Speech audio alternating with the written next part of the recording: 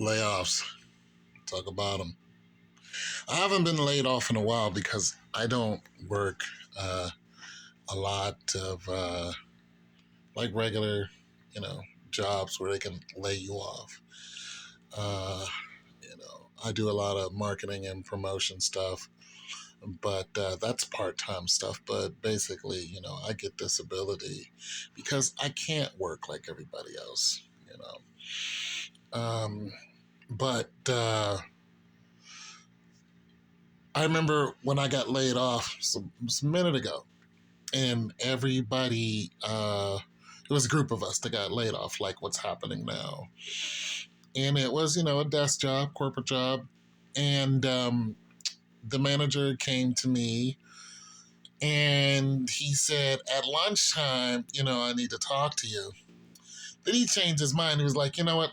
Now I need to talk to you now. And he was like, hey, we're laying, we're getting rid of people, blah, blah, blah. All right. So he was like, go ahead and get your stuff, go ahead and get on up out of here. And I was like, cool, and I went downstairs. There were two guys there, looking at me like they was ready to scrap. And I was like, I'm not about to fight with you guys.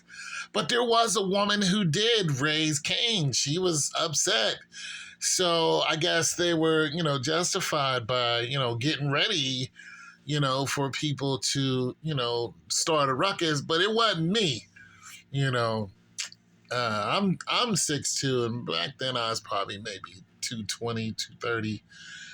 So I was a good size then. I'm even heavier now. I'm 270. But I could throw down if I needed to, but I wasn't gonna do that because it was like, okay, you're getting rid of me. I don't like to go where people don't want me. But nonetheless, I understood the frustration. Yeah. Now, I did fall into a depression. I did. I was depressed for months. I want to say this. I was fortunate enough to be able to collect unemployment. And I'm noticing on a lot of these people, these videos, people don't know what to do.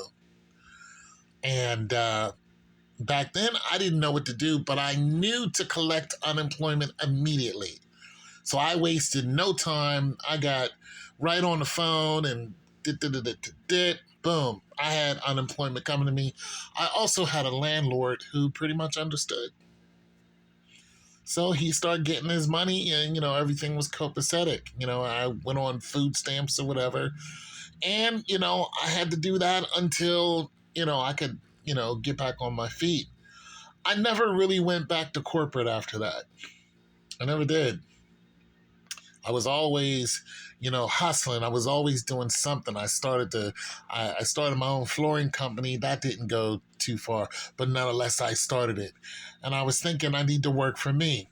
I went on a Craigslist and I looked up handyman jobs. So I went and started being a handyman start doing handyman jobs and stuff like that. And I ended up working for some storm chasers who came into town. And and they would do roofing and stuff like that. So I would go and measure their roofs. Sometimes I had to get up on a roof, and I got good enough to where I can just look at a roof and measure the roof from the ground.